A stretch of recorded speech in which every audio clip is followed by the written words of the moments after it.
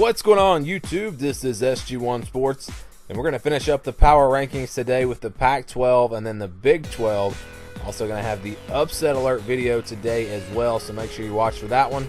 But let's get right into it. Let's take a look at our power rankings for the Pac-12, and you have two teams here now alone in the top tier, and that is the two teams from Washington and Washington State.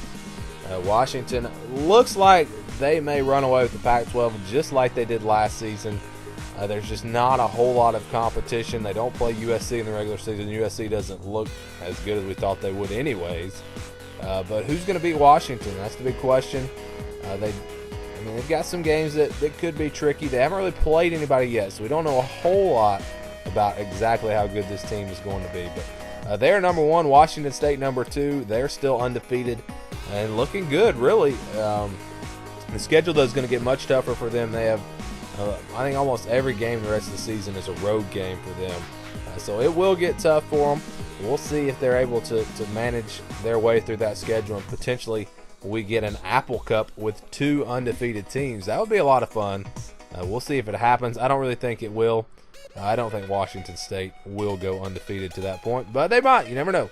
All right, our next tier, USC, Stanford, and Utah. USC still up there at number 3. They defeated Stanford.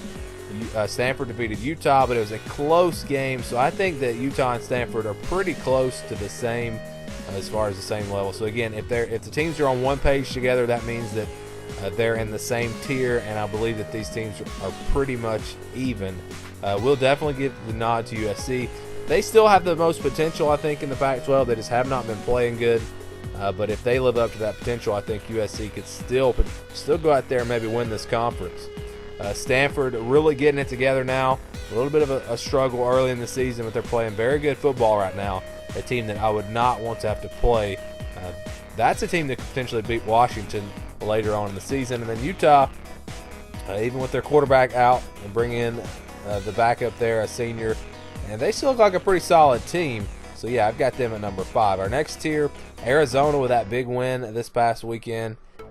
Oregon, the injury problems, Justin Herbert out for the season. They may fall on this. That's just a tough break because I think they had a chance to do some big things this year. But obviously that is a major blow. UCLA has been kind of quiet the last couple of weeks. We'll see where they go from here. Josh Rosen still putting up big-time numbers. And Arizona State at number 9, they got that win over, who did they beat? I don't even remember now, but they may have been off this week. It's tough. There's so many football games. It's hard to keep track of everything. But they do have the win over Oregon, so maybe you should say Arizona State should be higher than Oregon. I don't know. But these teams, again, are all pretty much even. Big win for Arizona. That's the team that got the big win over Colorado on the road. So, yeah, these teams, I think, are all pretty much even. And then we're going to break our last 3 teams actually down into 2 tiers. We've got Colorado and Cal. I think they're pretty much even. Colorado not as good as we thought maybe they were going to be at the beginning of the year. They're really back to where I thought they would be preseason. I did not have high expectations for this team. Cal has been a surprise, but now they're starting to come back down to earth. And Oregon State is just terrible. I believe they fired their head coach. They're maybe the worst Power 5 team in all of college football. It's really bad for them. We'll see. I don't really expect them to win any conference games, but you never know. Maybe they pull off an upset somewhere along the way. But, yeah, they are definitely the worst team in the Pac-12. So that's it for our power rankings in the Pac-12. Again, coming up on the next video will be the Big 12 and our upset alert video later today. Tomorrow we'll preview all the games, go through each conference for week 7 of the college football season. So thanks for watching this video, and stay tuned for more here on the SG1 Sports YouTube channel.